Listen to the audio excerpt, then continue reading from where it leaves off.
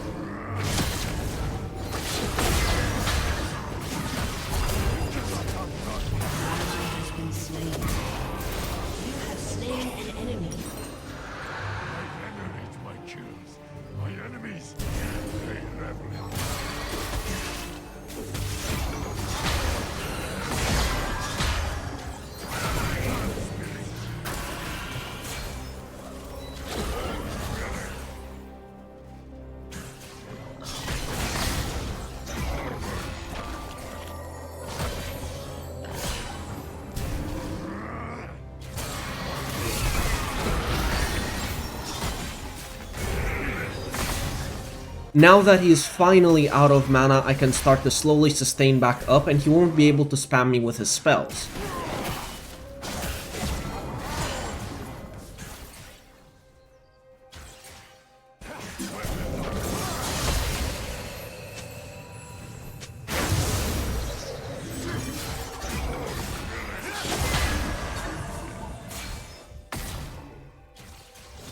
An enemy has been slain.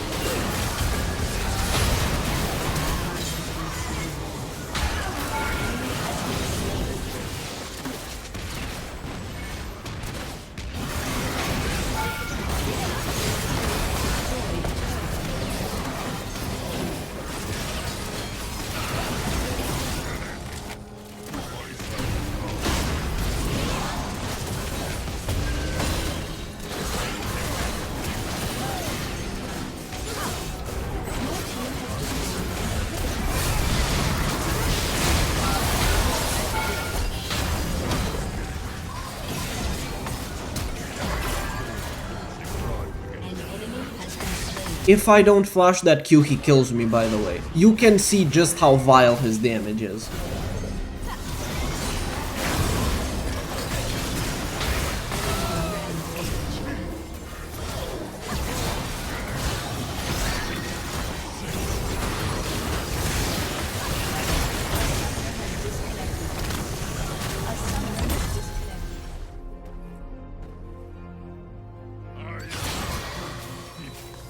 This game we were basically full AD if I also went AD Udyr, so I was thinking of going AP here, but ultimately I ended up going for AD Udyr. I managed to get a 1-for-1 at level 1 with Shen and get first blood, and off of that first blood I get my Dark Seal. But after that I started building into AD Udyr, and this is because I thought the only way we could realistically win this game is if I split pushed the entire game. AD Udyr is generally a lot better at hard carrying games over AP Udyr because AP Udyr relies more on your team and team fighting. And into Shen, I really like AD Udyr because he can't really deal with you on side lane. Shen's early game is pretty strong and his W can block your Q attacks, but most of the time that's not an issue for you. What you can do is perma-freeze on your side of the lane after level 7 or so, and if Shen walks up you can straight up one-shot him. You can chase him down very easily because you have that approach velocity and you put 1 point into your R. Every single time he walks up to farm you can chase him down even if if he taunts away and then you one-shot him, or he loses about 60% of his health anytime he tries to farm. Your first rush item as AD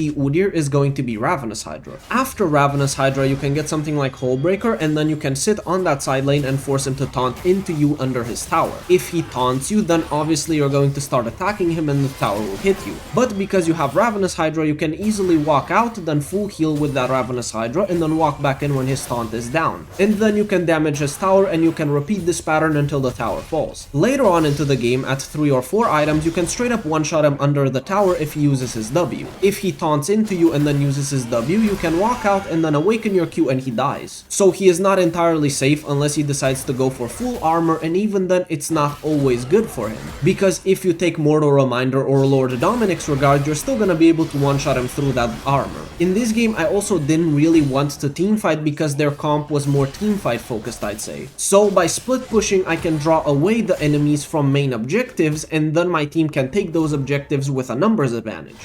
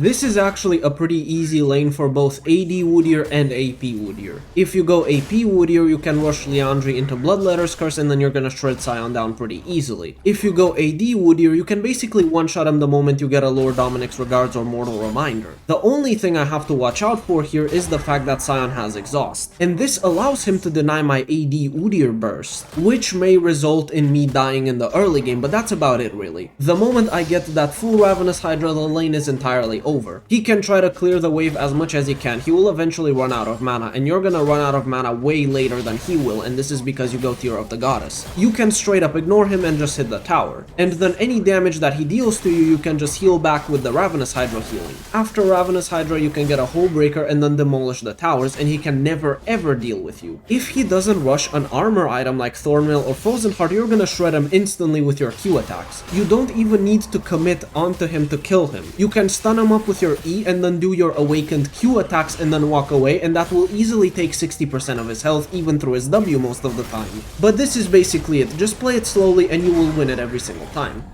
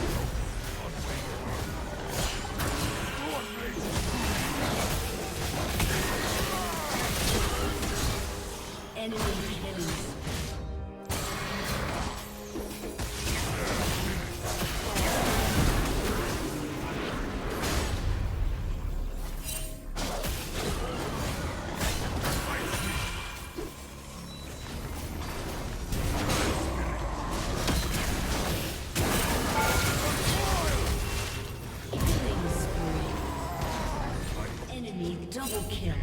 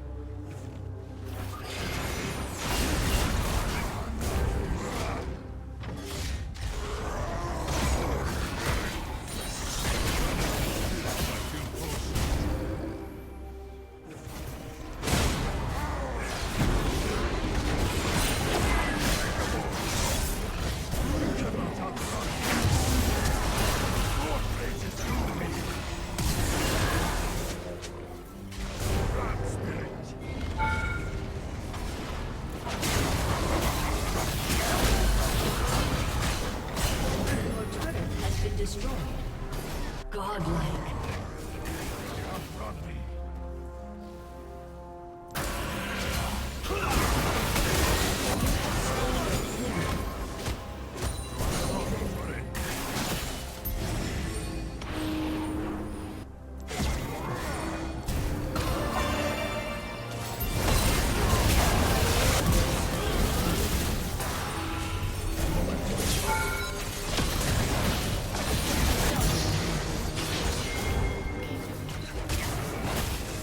Thank you guys for joining me in this video. I hope you found the information useful, and I will see you in the next video, hopefully very soon.